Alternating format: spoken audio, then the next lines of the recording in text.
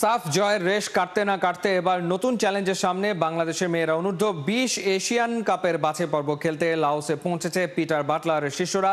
বয়সভিত্তিক পর্যায়ের কম্পিটিশন হলেও মেয়েদের নজর অন্য জায়গায়। সামনের বছর অস্ট্রেলিয়ায় এশিয়ান কাপের প্রস্তুতি শুরু হচ্ছে এই লাওস সফর দিয়েই। হাসান সজীবের রিপোর্টে বিস্তারিত। ফুরফুরে মেজাজে ঢাকা থেকে লাওসের পথে অনূর্ধ্ব 20 নারী দলের ফুটবলাররা।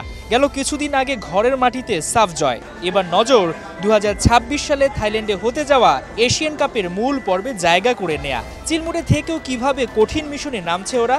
আমাদের মেয়েদের এখানে বসুন্ধরা কিংসে আমাদের যে খেলাটা হয়েছে আন্ডার-20 যে টুর্নামেন্ট হয়েছে, সাফ আমাদের সাফের যে খেলা হয়েছে, বাংলাদেশ দল চ্যাম্পিয়ন হয়েছে। এবং এই সাফের খেলার পরে আমাদের প্রেসিডেন্ট কিন্তু এই মেয়েদেরকে আমাদের ইন্টারকন্টিনেন্টাল হোটেলেই রেখে দিয়েছে, ওখান থেকে কিন্তু বের করে নাই। দ্যাট মিনস তাদেরকে সুযোগ সুবিধা দেওয়ার জন্য, তারা ভালো ঘুমাইতে পারে, ভালো খেতে পারে, ভালোভাবে থাকতে পারে, ভালোভাবে সব কিছু করতে পারে, সেই দিকেই কিন্তু আমাদের প্রেসিডেন্টও সজাগ দৃষ্টি রেখেছে। এবং আমাদের যেটা কনসেপ্ট এবং আমাদের চিন্তা চেতনা, এই মেয়েরা যাতে আরও ডে বাই ডে ম্যাচ খেলতে পারে, সেটা বিদেশের মাটিতে হোক এবং বিদেশকে আমরা আমাদের দেশে এনে হোক, আমরা চেষ্টা করছি যে আমরা যত পারি বেশি বেশি আমরা ম্যাচ খেলানোর জন্য। তাই তো সুযোগ সুবিধার সঙ্গে মাস্টার প্ল্যান, সাফল্যের দুয়ার খুলতে এ তো অপরিহার্য উপাদান।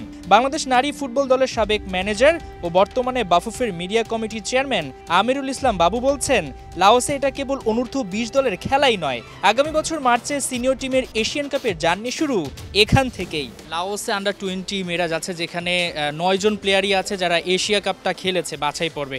লাওস থেকে কি বিশ্বকাপে জার্নিটা শুরু হবে কিনা, যেমনটা আপনি বলেছেন? অবভিয়াসলি দেখেন, আপনি একটা জিনিস দেখেন, লাওসেও কিন্তু দক্ষিণ কোরিয়ার টিম থাকবে এবং সেখানে কিন্তু তারা 20 টিম এবং 20 টিমের অলমোস্ট 7 জন প্লেয়ার কিন্তু ন্যাশনাল টিমে খেলবে। আমাদের যেমন 9 জন প্লেয়ার আছে, ওদেরও 7 জন প্লেয়ার আছে। দ্যাট মিনস আমি মনে করি এগুলো হচ্ছে কি আমাদের বাছাই করা এবং আমাদেরকে যাচাই করা, এবং যত আমরা ম্যাচ খেলবো আমাদের যেটা করণীয় সেটা হচ্ছে যে ডে বাই ডে আমাদের ম্যাচ খেলতে হবে, যত প্রতি ম্যাচে ম্যাচ খেলতে হবে। অলরেডি আমাদের প্রেসিডেন্ট সাহেব তার ফোকাস, তার চিন্তা, তার চেতনা, যাতে করে মেয়েরা একটা ভালো সুযোগ সুবিধা পায় এবং যাতে করে মেয়েরা অনেক ম্যাচ খেলতে পারে, সেই দিকেও আমরা সজাগ দৃষ্টি রেখেছি।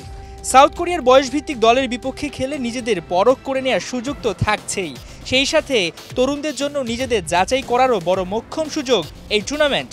আগামী 6 আগস্ট ভিয়েন্তিয়ানের নিউ লাওস ন্যাশনাল স্টেডিয়ামে স্বাগতিকদের বিপক্ষে লড়াই দিয়ে এবারের মিশন শুরু করবে বাংলাদেশ। এরপর 8 তারিখ তিমুর লেস্তে আর 10 তারিখ সাউথ কোরিয়ার বিপক্ষে খেলবে বাংলার বাঘিনীরা। হাসান সজীব, ৭১।